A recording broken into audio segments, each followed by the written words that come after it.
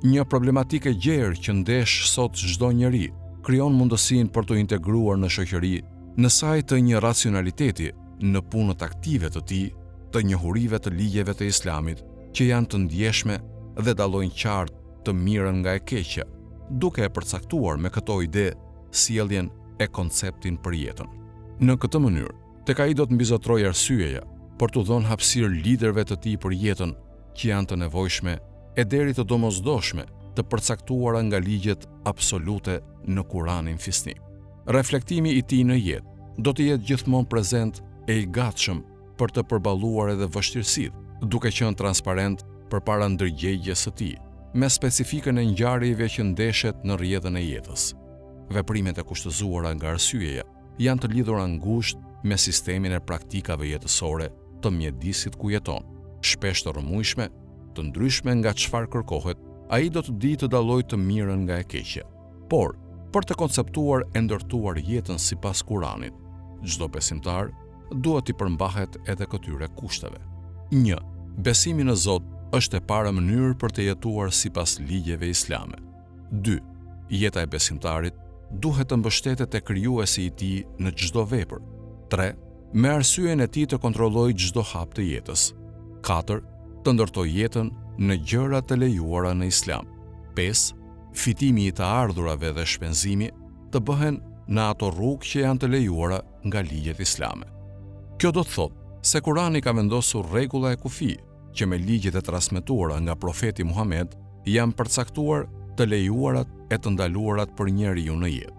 Çdo gjë që dëmton njeriu është ndaluar të punohet e veprohet me të, ndërsa e kundërta, çdo gjë që i bën mirë është e lejuar dhe njëkohësisht nuk i bën dëm të tjerëve. Në këtë mënyrë, thelbi i ligjeve islame në konceptimin dhe ndërtimin e jetës qëndron në atë se përmbush kërkesat e shpirtit të njeriut dhe të mirat personale të tij, të fitojë të drejtat e tij, pa mohuar apo lakmuar në të drejtat e të tjerëve.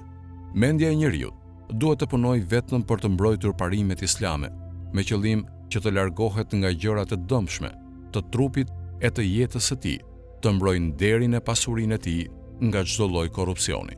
Kjo është rruga më e lehtë dhe më e drejtë për çdo njeri, ashtu siç thot Zoti në Kuran, sure Bekare, ajeti 185, ku shprehet: Allahu dëshiron lehtësim për ju dhe nuk dëshiron vështirësi.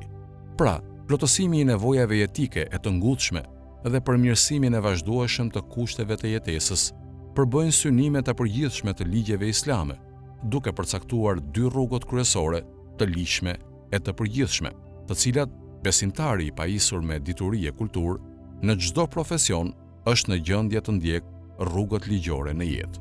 Studimi i Kuranit me laps në dorë bën të mundur që të thellohet në të e të shënojë se çfarë lejohet dhe çfarë ndalohet sipas tij, të nxirren mësime mbi moralin, kulturën, ekonominë, legjislacionin, paqen dhe problemet të tjera të jetës njerëzore.